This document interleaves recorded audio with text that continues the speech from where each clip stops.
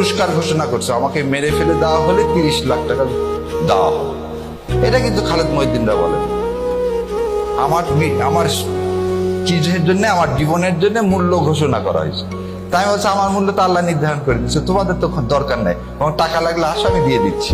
So এই জিনিসটাই যে বট বাহিনী, এগুলো আমাদের জন্য এটা থাকবে। যারা ইসলামকে এখন সবসময় মনে রাখতে হবে, যে অ্যাঙ্গেলেই কথা বলবে, সবার একটা সমস্যা আছে। আমি এক টক শোতে বলছিলাম, ইসলামের না শুনলে আপনাদের মধ্যে চুলকায়, আর উনি খুব খেপে গিয়েছে যে চুলকায় শব্দটা ওইভাবে বলা উচিত হয়নি।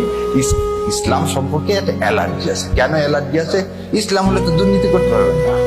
প্রথম জিনিসটা কি? ইসলাম হলে আপনি তো দুর্নীতি করতে পারবেন না। ইসলাম হলে অন্যের হক নষ্ট করতে পারবেন না। ইসলাম হলে 72 থেকে 75 সালে বাংলাদেশের কোনো সম্ভ্রান্ত পরিবারের মেয়েরা স্কুল কলেজে যেতে পারেনি। আর ইসলাম প্রতিষ্ঠা হলে একটা মেয়ে রাত 12টা হোক 1টা হোক যখন যাবে, আমাদের কোনো বোনের দিকে কেউ ফিরেও তাকাবে না। এই সমাজকে ইন্ডিয়া প্রতিষ্ঠিত করতে দিতে চায় না।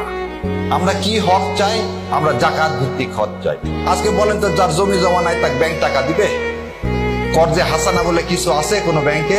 নাই। আর জাকাত ভিত্তিক সমাজ হলে যার নাই তাকে টাকা দেওয়া হবে, যার টাকা আছে তার ডবল টাকা নেওয়া হবে। এই তো ইসলাম। তো যার টাকা আলাদা কি করবেন? প্রথম আলোকে ইউজ করবেন যাতে ইসলাম কায়েম না হয়। তো আল্লাহ এটা আমাদেরকে বোঝার তৌফিক দেখ, আমাদেরকে কবুল করুক, বাংলার জমিনে ইসলাম কায়েম হোক।